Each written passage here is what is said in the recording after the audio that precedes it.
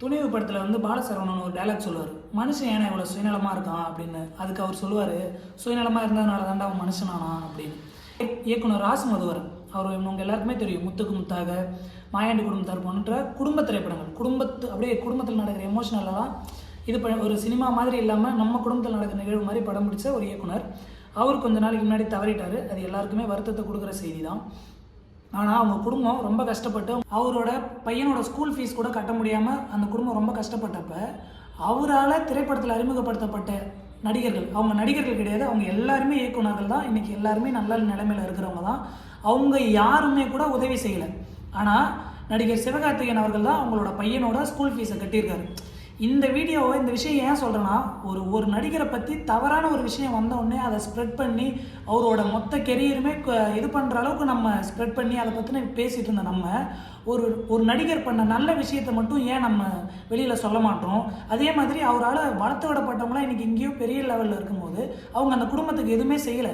அதை பற்றி ஏன் நம்ம பேச மாட்டோன்னே தெரியல. இப்போ இந்த சோஷியல் மீடியாவில் ஃபுல்லாக பார்த்தீங்கன்னா நெகட்டிவ் தான். ஒருத்தவங்களை பற்றின நெகட்டிவ் விஷயம் வந்துச்சுன்னா அதை பிடிச்சி ஃபுல்லாக பரப்புகிறோம். ஆனால் ஒருத்தவங்க பண்ணுற நல்ல விஷயத்த வெளில நம்ம சொல்ல மாட்டோம். அது சொல்கிறதுக்கு கூச்சப்படுறோமா என்னன்னு தெரியல. இப்போ இருக்கிற சமூகம் அப்படி தான் இருக்குது. நல்லதுக்கு இங்கே வேல்யூவே கிடையாது. ஒருத்தவங்களை பற்றின நெகட்டிவோ அவங்கள பற்றின தப்பான விஷயத்தை மட்டும் தான் பேசுவோம். இல்லைனா கிறுக்குத்தனமாக யாரோ பண்ணுற வீடியோவை ஃபேஸ்புக்கில், ட்விட்டரில், இன்ஸ்டாகிராமில் ஷேர் பண்ணுமே தவிர ஒருத்தவங்க பண்ணுற நல்லதை ஷேர் பண்ண மாட்டோம். அதே மாதிரி ஒருத்தவங்க நமக்கு பண்ணிவிட்டு ஒருத்தவங்க நல்லது பண்ணவங்களுக்கு திரும்ப பண்ணலைன்னா அதை கேள்வி கூட கேட்க மாட்டோம். மற்ற விஷயத்தை சிவகார்த்திகேயன் விஷயத்தில் நிறைய விஷயத்த சோஷியல் மீடியாவில் வந்தப்போ நம்ம அவ்வளோ கேள்வி கேட்டோம், அவர் இப்படி அப்படின்னு. ஆனால் இன்றைக்கி ஒரு நல்ல திரைப்படம் எடுத்த ஒரு இயக்குனர் அவங்களோட குடும்பம் இன்றைக்கி கஷ்டப்படும் போது, அதுவும் அவர் இல்லாதப்ப அந்த குடும்பம் கஷ்டப்படும் போது அவங்களுக்கு ஏன் செய்யலைன்னு நம்ம யாரும் கேள்வி கேட்கல, நம்மளும் எதுவுமே பண்ணல.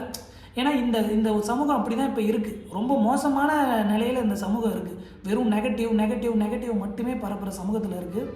ஒருவேளை அவங்க குடும்பம் கஷ்டப்படுறது அந்த நடிகர்களுக்கெல்லாம் தெரியாமல் இருந்திருக்கலாம்.